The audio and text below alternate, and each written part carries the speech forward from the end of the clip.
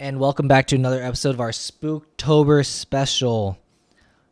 Right now, we're going to talk about how Goldman Sachs asked biotech research firms whether curing patients is a sustainable business model. I don't know what to say about this. I think I think I would want to know more. Okay, so as you know, like science and everything is progressing really quickly. Mm-hmm. However, a lot of these things are trying to like end cancer and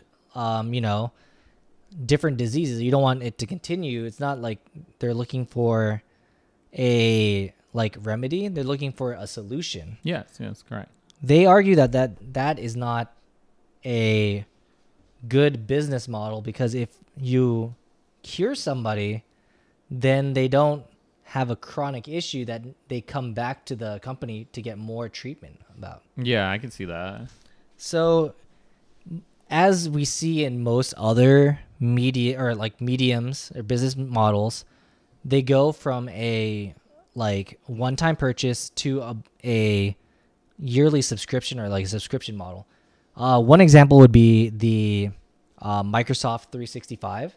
Oh my God! Prior, yes.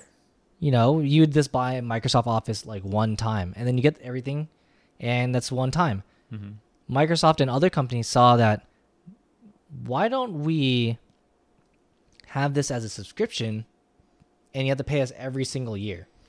Yeah, I think you're right. I think that's a pretty good example of because that was a big shift. By the way, another one, Adobe Photoshop, Adobe Illustrator. It used to be one time. I think it might still be one time, but at a higher. No, okay, yeah. I don't know. Yeah, I know it's so. subscription based too now, but they give you all of the updates. Mm-hmm. Yeah, yeah. I mean, you're paying for it. Yeah, every month or whatever they put out a patch or update, they do it. They give you all the updates. So, this is focused on gene therapy companies. So, do you know what gene therapy is? Probably not as much. But okay. Go on.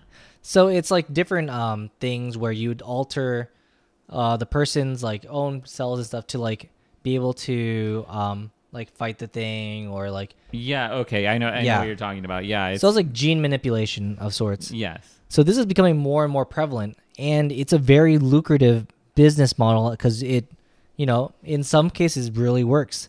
So the example that's been given is Gilead Science, and they treated hepatitis C, which is really bad.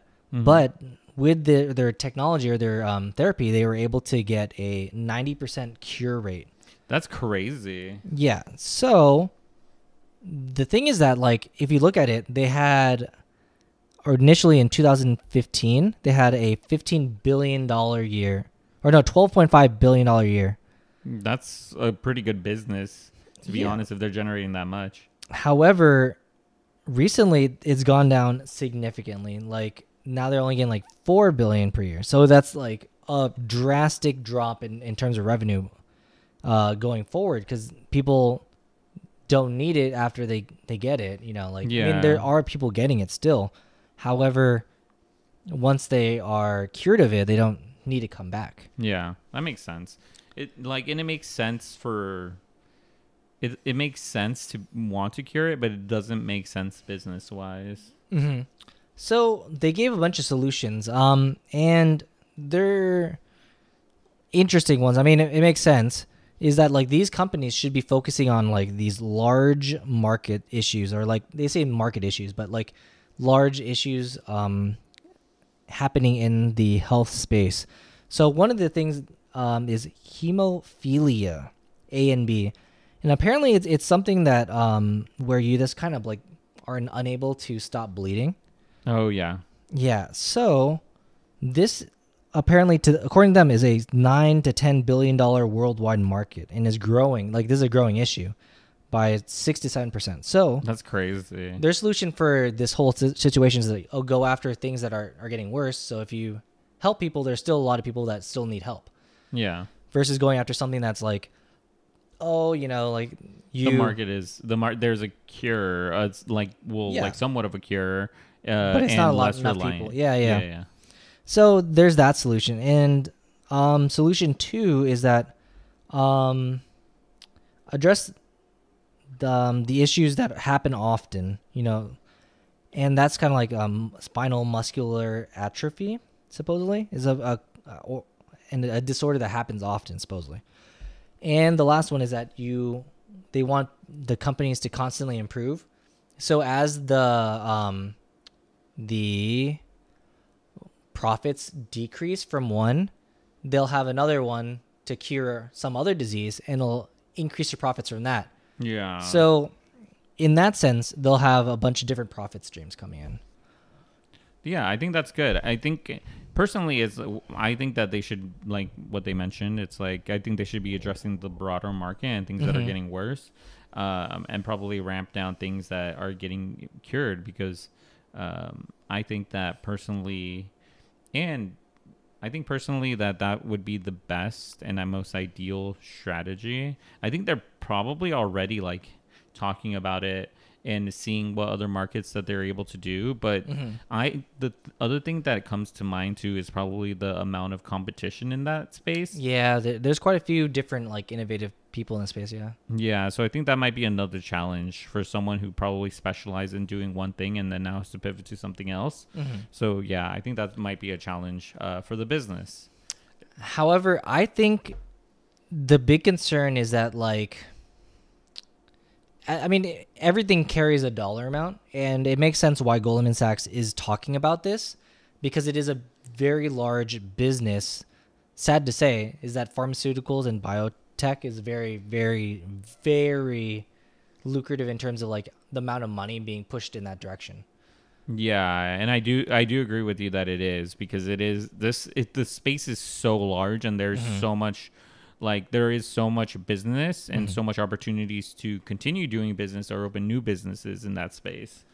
But on a more like personal note, as like, like a human and another human, like Yeah, as people. help. Yeah, as people, like you Want to help?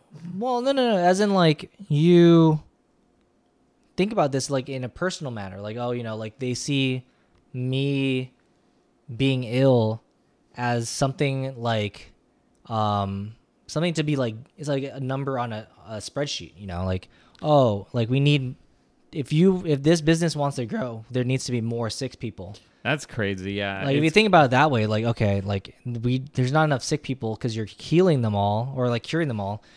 Either you find something else to cure, or you're just gonna have to deal with the smaller profits. I'm like, that's kind of a weird way to think about it. But I mean, if you think about the cold, unfeeling business model, it's like, yeah, you're kind of right. Yeah, because businesses like consistency, or growth, and in something like this, it's kind of crazy. Yeah, for investors, investors are ruthless, and it's like, well, how can you grow my stock? And it's like, well, this is just gonna keep going down, but we're gonna have constant like some profit coming in. And it's like, no, we need more. That's crazy. Yeah, it is crazy to think about.